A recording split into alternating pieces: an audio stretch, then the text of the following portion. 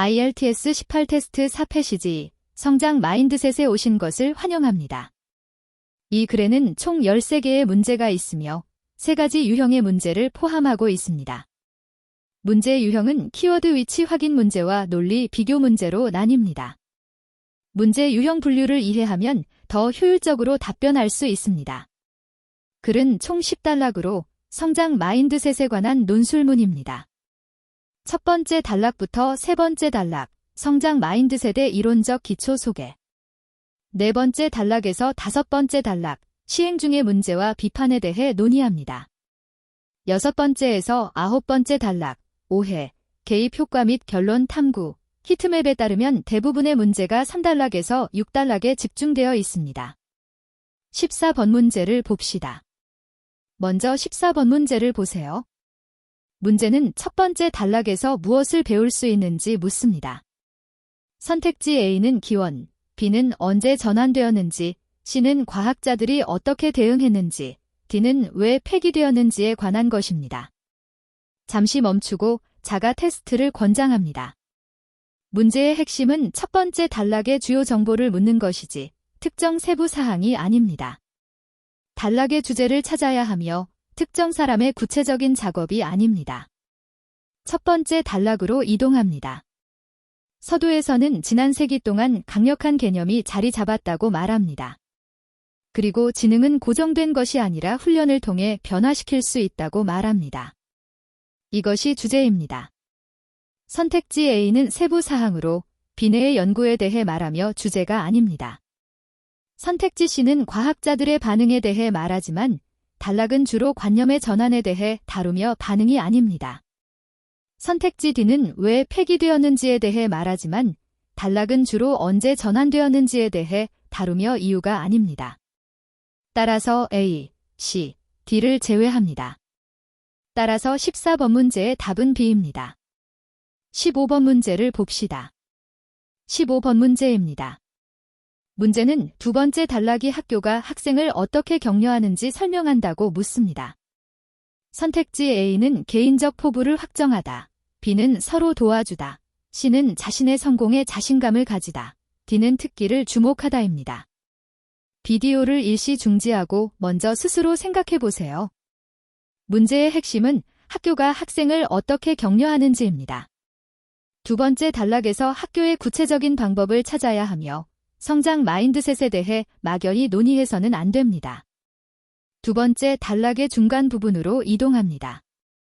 원문에서는 학교의 주요 초점 중 하나가 학생들이 실패를 능력의 표현으로 보지 않고 성장의 기회로 보도록 이끄는 것이라고 말합니다. 이제 잘못된 선택지를 제외합니다. 선택지 A 개인 포부는 원문에 없습니다. 선택지 B 상호 도움도 언급되지 않았습니다. 선택지 D 특기 주목은 원문이 강조하는 것은 실패에 대한 관점을 바꾸는 것이지 강점을 식별하는 것이 아닙니다. 따라서 A, B, D는 모두 제외됩니다. 따라서 15번 문제의 답은 C입니다. 16번 문제를 봅시다. 16번 문제입니다. 문제 지문 제3단락에서 저자는 고정 사고방식을 가진 학생에 대해 무엇을 암시하는가? 문제의 핵심은 고정 사고방식을 가진 학생들의 특징을 묻는 것입니다. 선택지 A는 경쟁력이 약하다, B는 자존감이 낮다, C는 격려가 필요해서 노력한다, D는 자신이 생각하는 한계를 넘는 것을 두려워한다고 말합니다. 세 번째 단락으로 이동합니다. 원문에서는 고정 사고방식을 가진 학생들이 실패를 두려워하고 노력이 부족하며 자기 가치감을 위협하지 않는 일만 한다고 말합니다. 선택지 A는 경쟁력이 약하다고 말하지만 원문에는 경쟁에 대한 언급이 없습니다. B는 자존감이 낮다고 말하지만 원문은 실패를 두려워하는 것이지 자존감이 낮은 것이 아닙니다. C는 격려가 필요해서 노력한다고 말하지만 원문은 노력이 부족하다고 했지 격려가 필요하다고 하지 않았습니다. 따라서 16번 문제의 답은 D입니다. 다음으로 17번부터 22번까지의 연구자 특성 매칭 문제로 넘어가겠습니다. 준비해주세요. 17번 문제를 보세요. 문제 설명은 성장형 사고 연구 방법론이 충분히 엄격하지 않다고 말합니다. 비디오를 일시 중지하고 이 문장을 인물시 또는 뒤와 매칭해 보세요. 문제의 핵심은 연구 방법론의 엄격하지 않음을 비판하는 것입니다. 핵심어는 방법론과 충분히 엄격하지 않음입니다. 5번째 단락으로 이동하여 겔만은 연구 설계의 자유도가 너무 높아 어떤 이론도 지지할 수 있다고 비판한다. 이는 방법론의 엄격한 부족에 직접적으로 해당한다. 따라서 17번 문제의 답은 C입니다. 18번 문제를 봅시다. 문제는 성장형 사고방식의 개념이 잘못 해석되었다고 말합니다. 비디오를 일시 중지하고 보기 A부터 D 중에서 이 견해를 제시한 사람을 선택하세요. 문제의 핵심은 잘못 해석되었다는 것입니다. 우리는 성장 마인드셋이 오해받고 있다고 생각하는 사람을 찾아야 합니다. 주의하세요. 이것은 개념 자체를 묻는 것이 아니라 누가 이 견해를 제시했는지를 묻는 것입니다. 6번째 단락으로 이동하세요. 드웨크는 자신의 연구가 오해와 오용을 당하고 있다고 말합니다. 그녀는 성장 마인드셋이 잘못 해석되고 있다고 생각하며 이것이 바로 문제의 의도입니다. 따라서 18번 문제의 답은 B입니다. 19번 문제를 봅시다. 지능은 모든 사람이 바꿀 수 없는 특성입니다. 동영상을 일시 중지하고 이 문장을 인물 A, B, C 또는 D와 매칭해 보세요. 문제의 핵심은 지능이 변할 수 없다는 것입니다. 원문에서 누가 이 견해를 가지고 있는지 찾아야 합니다. 첫 번째 단락으로 이동합니다. 여기서 언급된 것은 진보적인 사상가들이 선천적 능력은 운명이다라는 개념에 반항했다는 것입니다. 이는 지능이 타고난 것이며 변할 수 없다고 생각하는 사람들이 있었다는 것을 보여줍니다.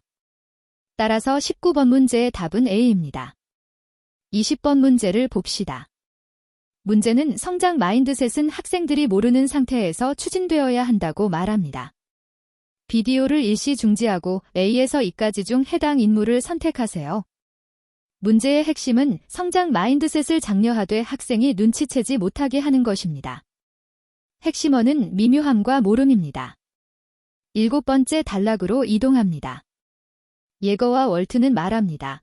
개입 조치는 미묘한 방식으로 시행되어야 하며 학생들이 교사가 자신들이 도움이 필요하다고 생각한다고 느끼면 효과가 줄어듭니다.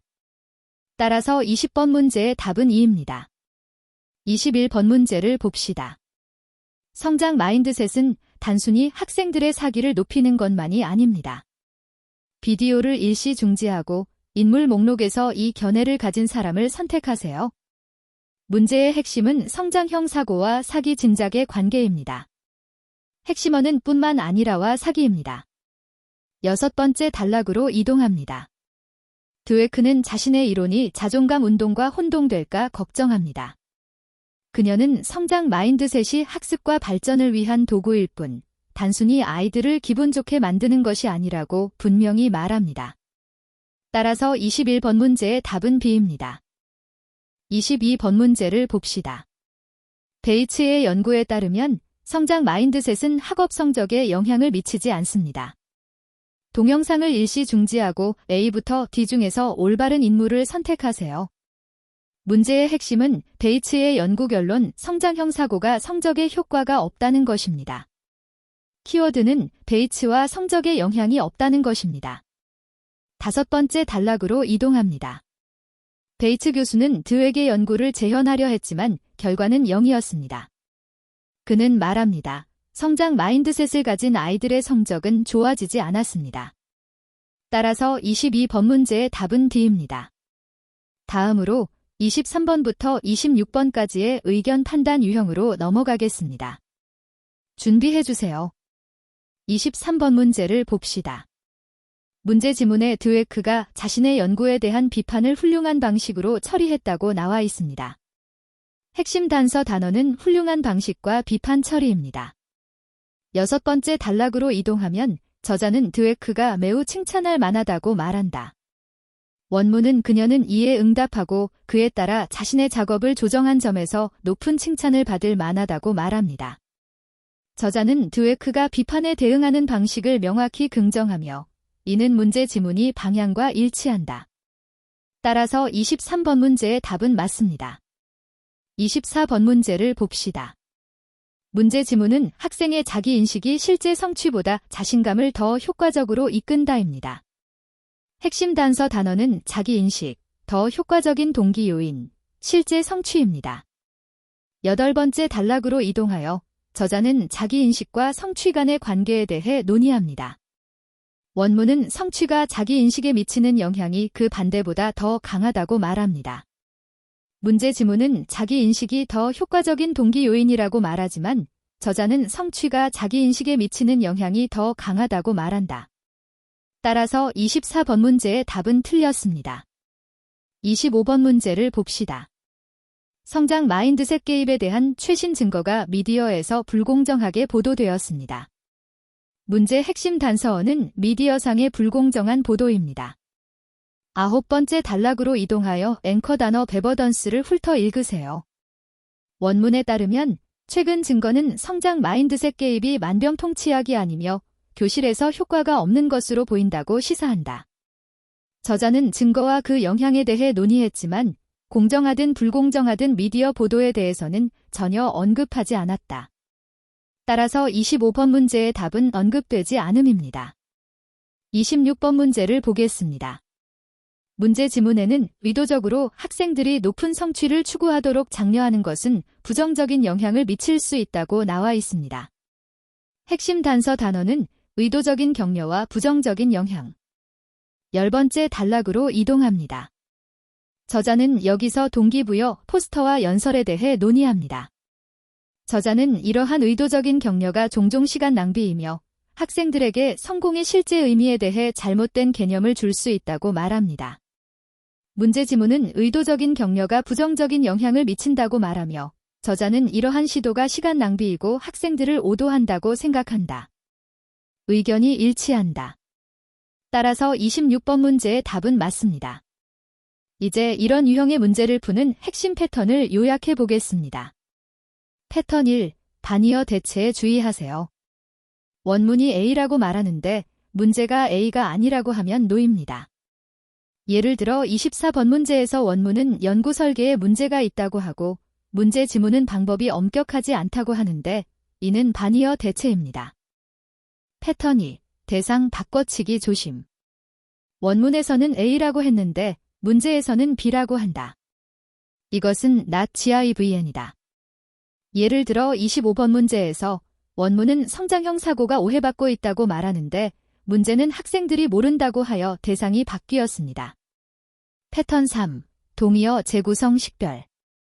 원문과 문제 문장이 다른 단어로 같은 내용을 말하면 예스입니다. 예를 들어 23번 문제에서 원문은 지능이 고정되어 있지 않다고 말하고 문제 지문은 지능관념이 바뀌었다고 합니다. 이는 동의어 바꿔쓰기입니다. 기억하세요. 이런 유형의 문제를 풀 때는 먼저 원문의 관점을 찾고 그 다음에 문제 지문과 비교하세요. 스스로 정보를 추가하지 마세요. 이제 이 수업의 중요한 어휘를 요약해 보겠습니다.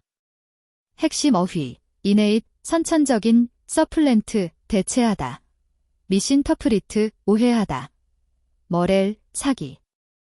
이것이 이번 수업의 전부입니다. 이 팁들이 도움이 되길 바랍니다. 다음에 뵙겠습니다.